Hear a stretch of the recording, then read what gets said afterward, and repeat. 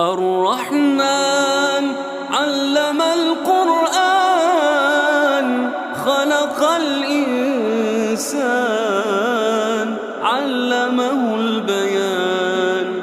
الشمس والقمر بحسبان والنجم والشجر يسجدان والسماء